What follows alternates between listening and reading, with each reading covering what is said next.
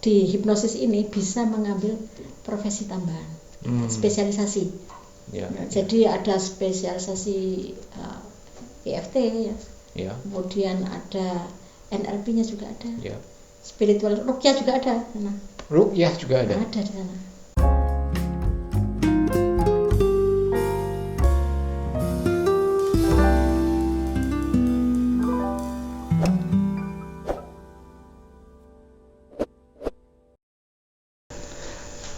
Assalamualaikum warahmatullahi wabarakatuh.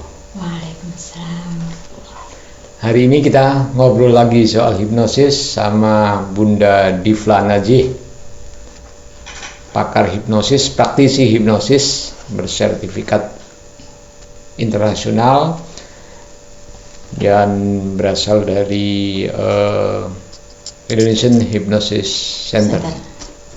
Nah, kemarin kita sudah ngobrol-ngobrol banyak hal tentang hipnosis, dan hari ini mau kita perdalam lagi, kita ulik lebih dalam lagi hipnosis. Begitu ya Bunda? Ada yang bertanya ini, hipnosis itu rasional nggak sih? Maksudnya bagaimana ya? Ilmiah gitu? Iya, ilmiah atau enggak sih hipnosis itu? Jadi kalau bisa saya jelaskan ini Pak ya. Hipnosis itu adalah ilmu pengetahuan. Sebagai ilmu pengetahuan tentunya ilmiah. Ketika itu dikatakan ilmiah, maka ilmu itu harus memiliki unsur-unsur keilmiahan itu. Gitu ya. Yeah. Jadi ada aspek ontologisnya, ada objek kajiannya, seperti yang kemarin sudah saya sampaikan. Bahwa hipnosis itu berbicara mengenai pengaruh, sugesti dan imajinasi terhadap pikiran seseorang. Ya, ada objek kajian. Kemudian ada aspek epistemologisnya. Ada metodenya, cara mengkajinya. Nah, kemudian yang ketiga adalah aspek aksiologisnya, kemanfaatan dari ilmu ini. Nah, jelas sekali, terutama pada saat-saat seperti sekarang ini, hipnosis betul-betul kehadirannya dibutuhkan. Jadi seperti IHC sekarang juga sudah bermitra dengan Kemenkes. Artinya ada pengakuan ya bahwa hipnosis ini diperlukan. Bermitra dalam hal apapun. Kalau Kemenkes artinya dengan kesehatan masyarakat. Nah, tadi sudah dijelasin bahwa hipnosis itu ilmiah. Dia ada ontologinya, ada epistemologinya, ada aksiologinya, dan ini semuanya itu ada metodologinya juga, gitu ya. Nah, kalau ada orang juga yang menyebut, terkadang kita mau kalau bicara hipnosis gitu orang nyebut itu seolah-olah mistis lah, supranatural lah dan sebagainya. Sebenarnya benar nggak sih? Jadi fenomena yang selama ini nampak seperti yang disampaikan oleh Pak Soleh tadi itu di dunia hipnosis itu bisa dijelaskan. Karena itu di hipnosis di IHC ini juga ada profesi-profesi tambahan, ada spesialisasi. Jadi untuk memahamkan fenomena yang seperti disampaikan Pak Soleh tadi, ada spesialisasi tentang hipnometafisika modern. Nah, di mana setan dipaparkan secara detail ya. Setan dipaparkan. Kalau bicara setan, jadi manusia setan itu adalah sifat ya. Lebih daripada mungkin jin dan yang lainnya ya. Kalau manusia sudah jahat sangat luar biasa. Sama ketika dia baik pada titik kebaikan tertentu, maka dia rahmatan lil alamin begitu. Tapi begitu merusak, betul-betul menjadi perusak yang sangat dahsyat. Jadi kalau ada juga spiritual hipnosis. Apa bedanya spiritual hipnosis sama metaphysical hipnosis? Agak berbeda ya di metafisika, karena spiritual itu apa yang menjadi spirit. Apa yang menjadi spirit? Nah, ini berbicara mengenai aspek horizontal dan aspek vertikal. Kalau ini sudah bicara mengenai itu. Jadi kenapa misalnya ini ya? Di sana juga spiritual misalnya diajarkan bagaimana sih orang meditasi dengan gerak. Oh ternyata meditasi dengan gerak ini matanya harus terbuka seperti kita sholat ini.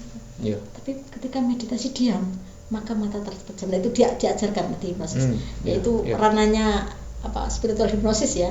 Jadi kalau nanti sudah berprofesi sebagai di hipnosis ini bisa mengambil profesi tambahan, spesialisasi.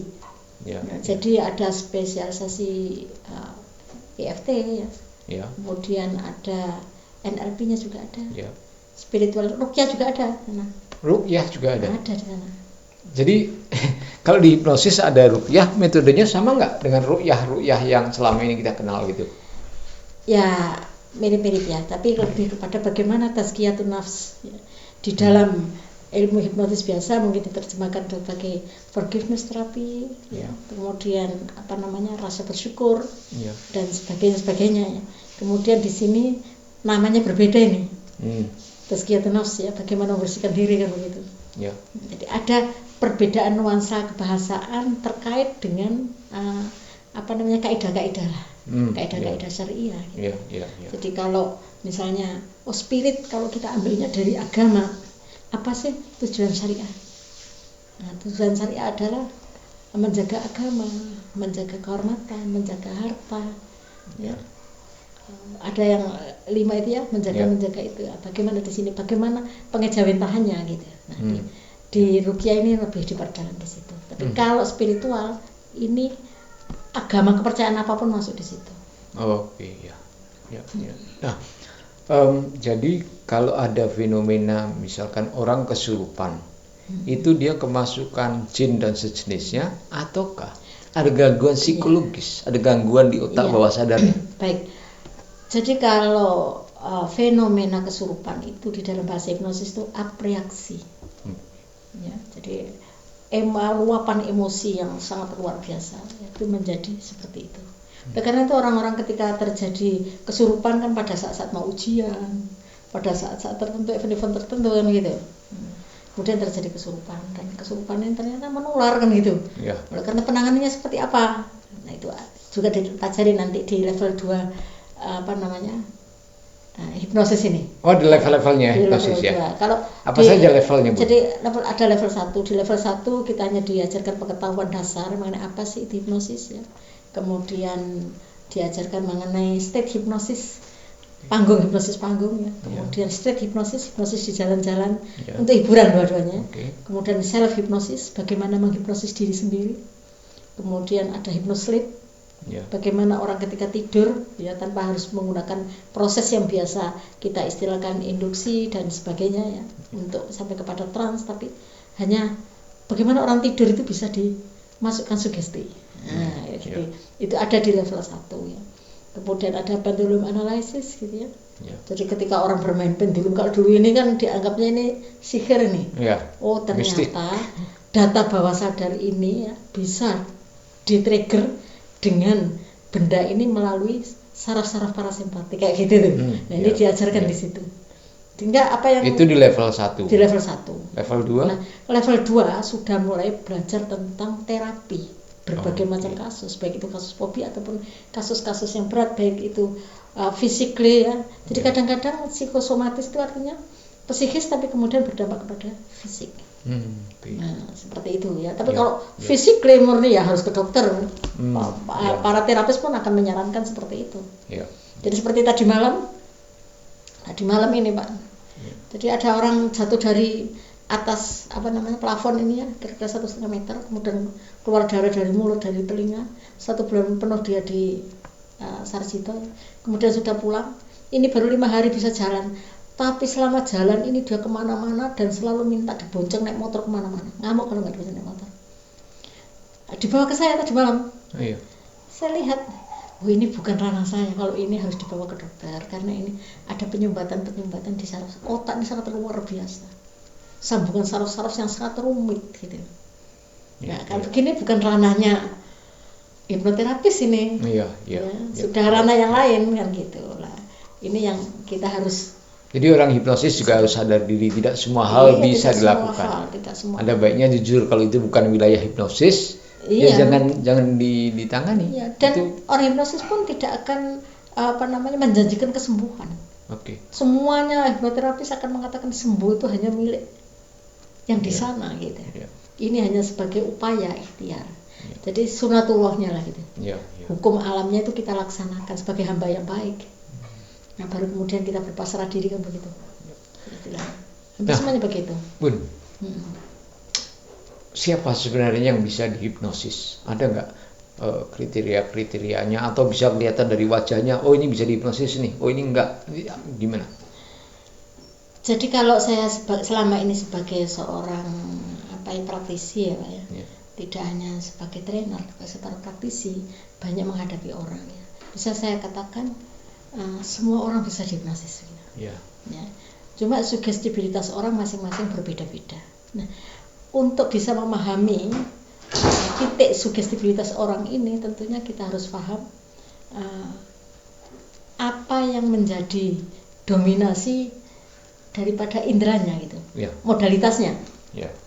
Ada orang yang kecenderungannya visualis ya, ada yang mungkin estetik, olfaktori, gustatori dan macam-macam. Yang pada intinya kita hanya membagi dua saja, yaitu visualis dan kinestetis. Nah dari situlah kemudian kita bisa menyusun atau melakukan tindakan-tindakan ya, sesuai dengan modalitas yang dimiliki tadi. Preferensi itu dominasi modalitas. Preferensi seseorang seperti itu Pak Soleh. Sepengetahuan saya. Tapi ada juga di teori-teori mengatakan bahwa sekian persen orang muda 10% ya, moderat 15% ya, yang lainnya sulit kan gitu ya. Ada yang mengatakan demikian macam-macam lah. Saya kira tergantung pengalaman masing-masing. Artinya secara prinsip semua orang bisa dihipnosis. Hanya metode-metode untuk tiap orang berbeda-beda. Gitu ya. Dan pada waktu tertentu belum tentu nanti berikutnya juga masih berlaku hal yang sama. Namanya manusia itu sangat luar biasa, sangat kompleks ya manusia. Dan yang paling penting itu yang sudah kita bahas di bagian awal ya, bahwa harus mau dulu. Ada bersedia yang bersangkutan ya. Tanpa kesediaan yang bersangkutan sulit ya. Jadi orang yang bisa dihipnosis itu artinya bersedia. Bekerja sama, mengizinkan kita melakukan, dan dia merasa nyaman. Merasa nyaman artinya welcome dengan kita. Oleh karena itu seorang hipnosis pun diajarkan bagaimana mereka mengawali pertemuan dengan yang bersangkutan, menyamakan gelombang, macam-macam hal lah. Nanti di level 2 itu diajarkan penuh metode-metode yang berkaitan dengan itu. Bagaimana kalau kasusnya berat? Gitu ya. Kalau untuk kasus-kasus ringan cukup sampai dengan middle trance saja, tidak perlu dengan deep trance kan ya. Deep trance itu hanya diperlukan bila mana kita memerlukan data yang data yang sangat rumit yang harus dilacak gitu ya. Sehingga kita bisa nanti kondisi yang bersangkutan pasien ini dalam kondisi demensia, artinya secara detail apa yang dilupakan disadari ini bisa dikorek kembali. Dan detail itu Pak. Itu artinya sudah di luar kebiasaan dia selama ini ya, bisa detail sekali. Sudah tidak mampu mengingat. Tapi hipnosia itu memunculkan kembali. Jadi data-data yang ada di bawah sadar itu kita munculkan. Termasuk karena di hipnosis ini juga kita diajarkan. Dan ini hampir sama dengan ajaran di agama kita loh Pak sebetulnya ya. Bahwa ketika ditiupkan roh itu maka yang berfungsi dulu itu telinga. Jadi dengan telinga mendengar ini, data itu sudah mulai masuk sebetulnya. Sudah mulai masuk. Kemudian pada tahap berikutnya terus gemericik air wudhu ibunya, gerakan-gerakannya ini semua terekam gitu. Terekam. Itu hadis Nabi benar juga ya, ketika umur 4 bulan itu sudah, makanya ini kuasa Allah ya. Setiap ibu hamil mesti suaminya punya perhatian yang lebih daripada istri ya, karena ini tidak sembarangan gitu.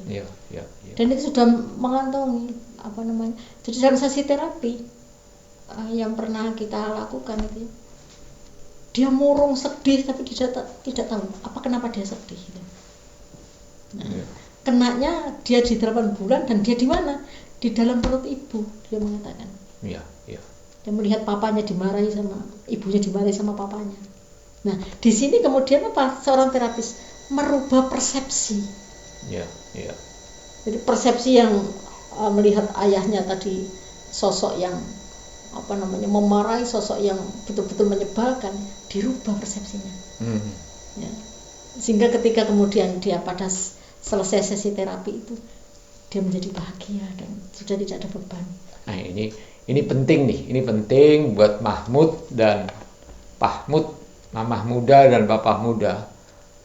Artinya bahwa kalau istrinya sedang mengandung sudah 4 bulan, nah hati-hati nih, jangan ngomong sembarangan gitu ya, pesan-pesan orang tua ya.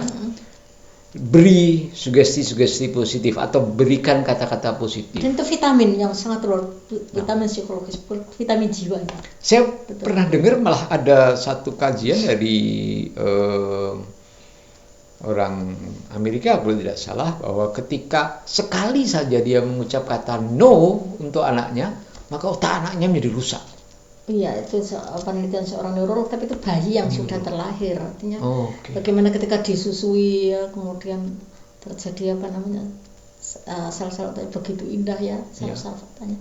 Tapi begitu hanya dengan kata-kata no, karena bayinya menyenggol kabel itu ya. Kemudian terjadi gelembung-gelembung di saraf otaknya dan pecah. Ya. Nah, hanya no lah. Bagaimana ketika bayi, anak-anak yang usia kecil-kecil itu kemudian dibentak, bisa dibayangkan apa yang terjadi. Ya, ini artinya juga bahwa siapapun yang belum menikah, kalau ingin menikah, persiapkan betul-betul nih. Persiapkan mental ya, supaya ketika menghadapi kehamilan, terutama kehamilan muda, harus diingat mau melahirkan seorang anak yang sebagai penerus peradaban. Karena itu beri kata-kata positif, beri sugesti-sugesti positif agar anaknya bisa menjadi anak yang luar biasa, yang taat pada orang tua, bermanfaat untuk bangsa, umat, dan negara, gitu ya Bun? Iya, saya kira seperti itu. Memang itu. Jadi kalau misalnya ada nih lembaga yang khusus memberikan pengarahan kepada pengantin muda, ini perlu ya, calon pengantin ini, bahwa kalian ini sedang membangun kerajaan kecil, di mana raja dan ratu harus sehat supaya kerajaan ini menjadi bagus. Dan serdadu-serdadu anak-anaknya ini juga dibangun sebagai serdadu berperadaban, itu tadi. Saya kira begitu.